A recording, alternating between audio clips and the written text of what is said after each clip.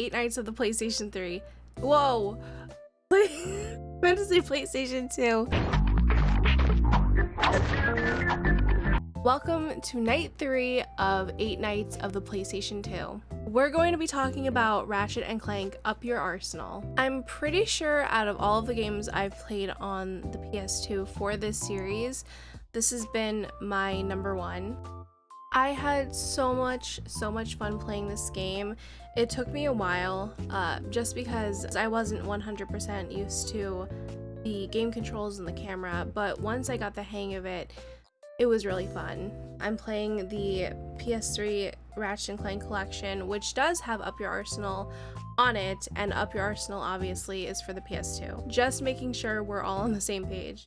Oh boy, this game was equally fun and frustrating, but mostly fun. Ratchet and Clank Up Your Arsenal came out in 2004 for the PS2 and was developed by Insomnia Games. Sometimes known as Ratchet and Clank 3, it's the third game in the series. I've never played any of the Ratchet and Clank games prior to this one, so I was experiencing everything with really fresh eyes. I really didn't know anything about the story, anything about all the other characters.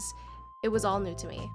We follow the duo Ratchet and Clank. Ratchet is an anthropomorphic Lombax mechanic, and his mini-robot sidekick is Clank.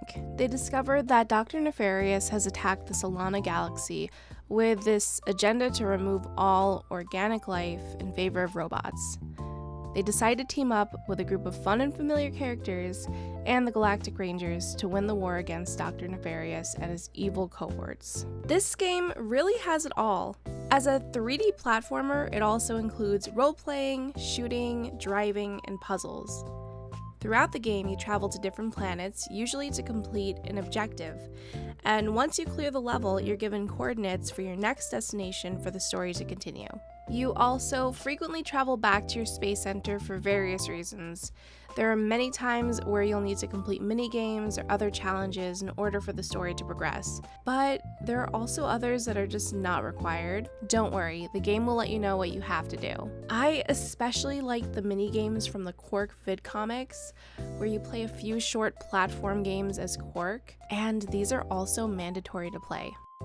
So the weapons in this game were very unique, and I do have a couple of little issues with the whole weapons thing.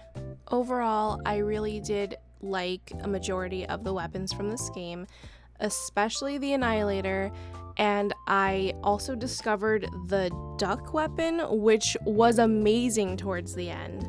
But my biggest issue with how the weapons would upgrade was that they did not upgrade all at once. They upgraded based on how frequently you used the weapon throughout the game, and it got a little bit dicey towards the end when some of my more used weapons were at the highest level, and then some of my lesser used weapons were still at level 1 and 2. We could argue that that was my own fault, but I kind of wish that they would just all upgrade together equally so that I would have all of my weapons at the same level at the same time. And the game controls really help you utilize your weapons to their full advantage. As I've mentioned before, this is my first Ratchet and Clank game that I've ever played, so I really went into this unaware of previous characters and plot points from the other games.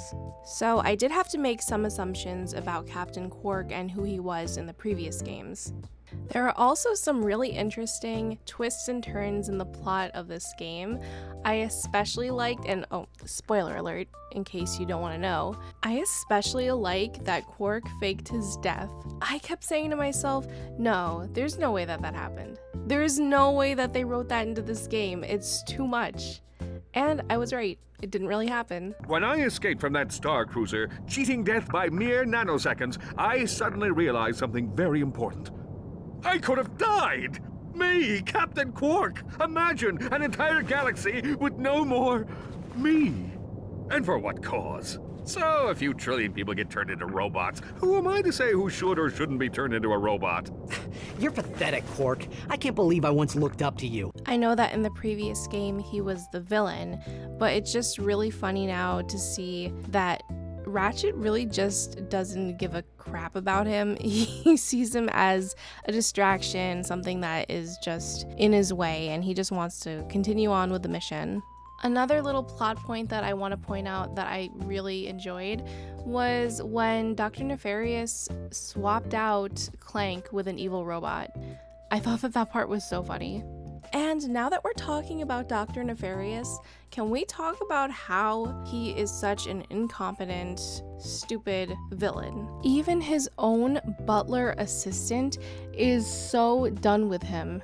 The humor and the satire of this game was so good.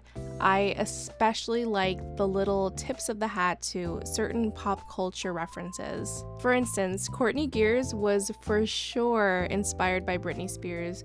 There's no doubt about that. But there are also just these moments that I feel like if I played this as a kid, would just go straight over my head. Lawrence!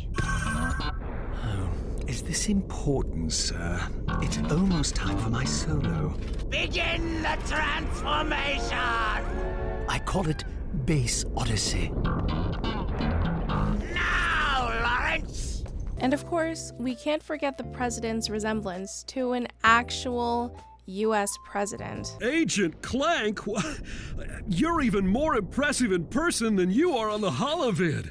And I must say, I've never seen a chauffeur fight like you do, son. Who says you can't find good help these days, right, Clank? The final level was super difficult, especially leading right up to the final boss. And don't get me started on how frustrated I was to fight Dr. Nefarious at the end.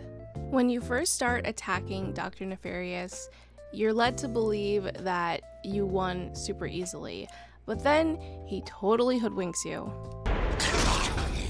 I am defeated! I have no choice but to throw myself on your mercy! Really? That's right, Nefarious. Your reign of terror is finally... Sucker! You then have to make it past all of his other fighting robots in order to really fight Nefarious. This part was very difficult, but I made it through somehow. I really loved playing this game. It was really fun. The story was so great and so funny, and I highly recommend this game if you're looking for something to play for the PS2. And with that being said, that's all I have for you tonight. I hope you're enjoying this series because it's been really fun to make. If you want to see what I played in Night 2, then check out my last video. I will see you guys in Night 4.